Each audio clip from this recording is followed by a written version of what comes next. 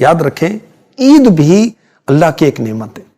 بدقسمتی کے ساتھ ایک تعداد اس عظیم نعمت کو اللہ پاک کی نافرمانی میں گزارتی ہے. حالانکہ عید کے بہت فضائل ہیں، خصوصاً چاند رات جسے لیلۃ الجائزہ کہتے ہیں، انعام کی رات کہتے ہیں.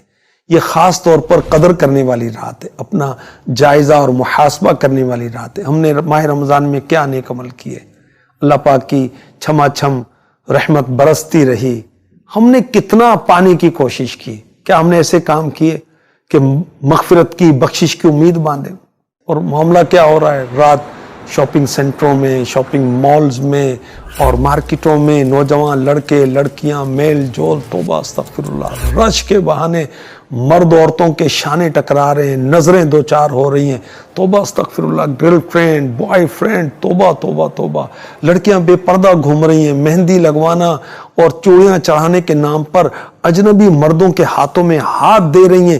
بھائیوں کو حیا نہیں آتی، باپ کو حیا نہیں آتی، اس شوہر کو حیا نہیں آتی. اللہ اکبر. میرے آقا صلی اللہ علیہ وسلم نے فرمایا کسی شخص کے سر میں لوہے کی کنگھی ہڈی تک گاڑ دینا اس سے بہتر ہے کہ اس کا جسم کسی ایسی عورت سے ٹچ ہو جائے جو اس کے لیے حلال نہ ہو. 100 کروڑ افسوس. بے حیائی کو طوفان رمضان شریف کے مقدس مہینے گزرنے کے چند ہی گھنٹوں بعد شروع ہو جاتا ہے. چاند رات کو ہمیں کیا کرنا چاہیے؟ ہمیں توبہ کرنی چاہیے، ہمیں استغفار کرنا چاہیے، ماہ رمضان کی غفلتوں کو یاد کر کے شرمندگی کے آنسو رب کی بارگاہ میں بہانا چاہیے.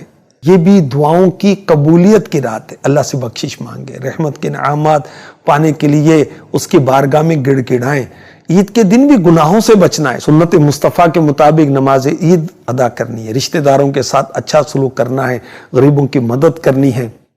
یوں عید کا دن بھی اللہ پاک کی فرما برداری میں گزارنا چاہیے.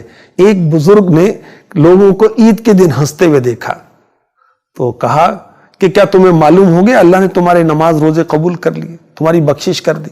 اور اگر ایسا ہے تو یہ ہنسنا کیا؟ اچھا اگر نہیں معلوم تو کیوں ہنس رہے ہو؟